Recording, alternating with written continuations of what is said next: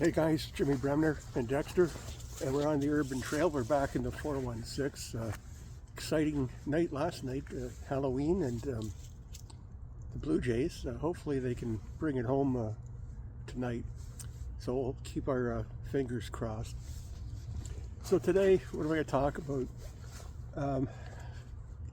Again, in the 416, when I go for a walk with Dexter, I don't need a lot of gear, okay? So I try to minimalize and, get something that's comfortable and I can enjoy the walk with Dexter.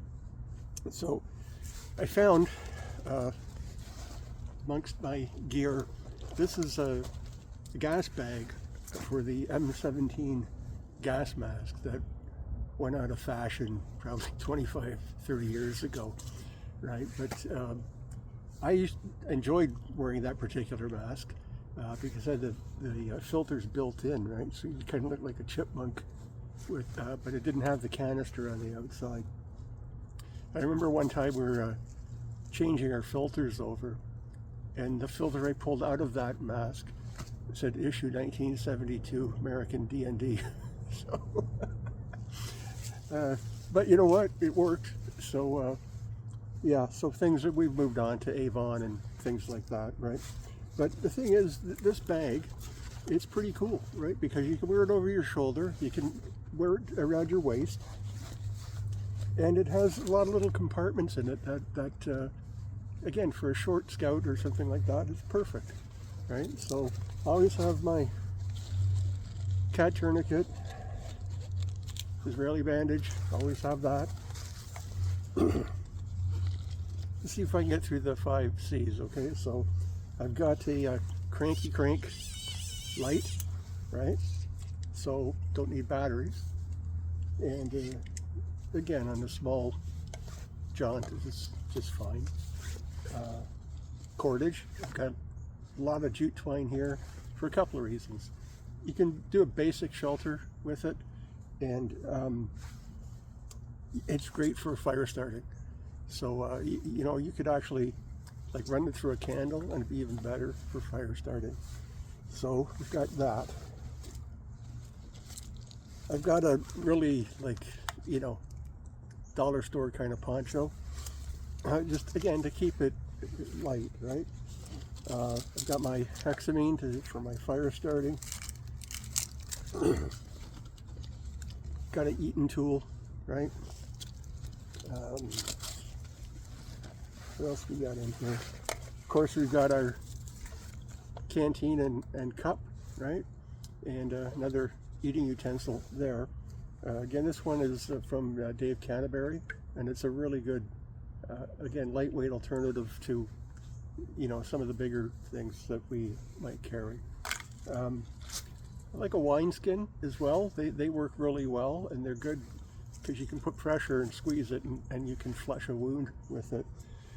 Don't have one of those today, but again, I can boil, disinfect, and make a pot of tea on my journey.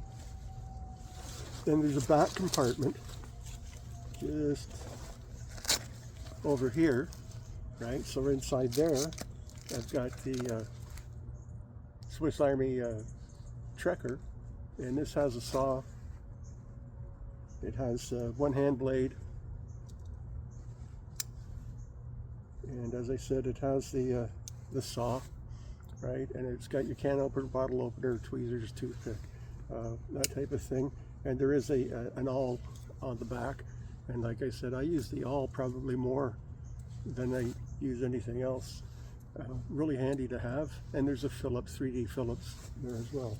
So this is again, currently the U.S. Army issues these, but they're green and have like a rubberized kind of scale to them. But fantastic knife.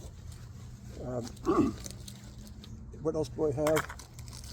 I've got sardines, because these will last like a century before you open them. So high protein, good to have, and compact, right?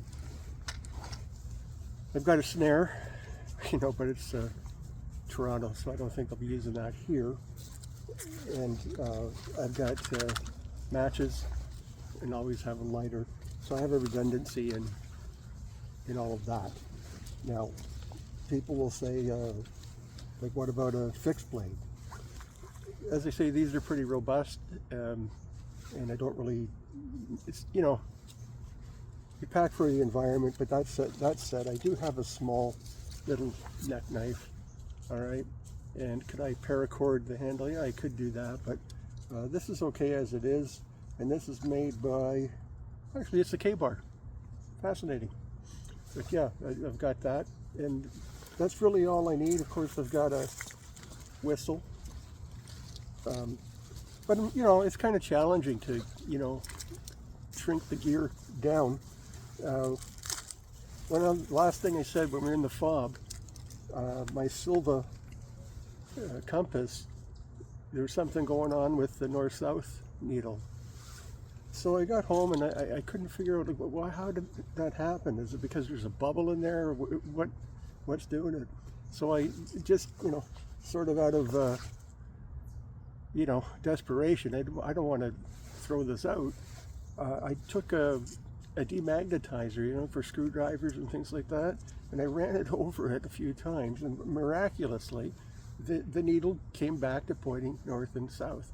So I guess somehow, how I was storing it or what have you, the magnet got, or sort of the needle got magnetized somehow. But right now I have two, I have my Son 2 with me, and they're both giving the same exact reading, right? So like I say, I don't know how that happened, but I'm glad I could fix it.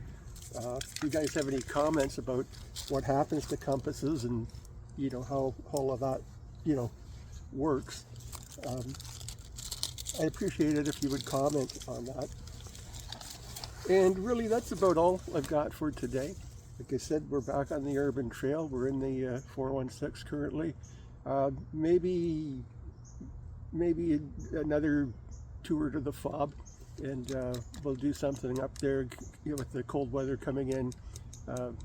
We'll talk about how to dress, how to stay warm, that type of thing.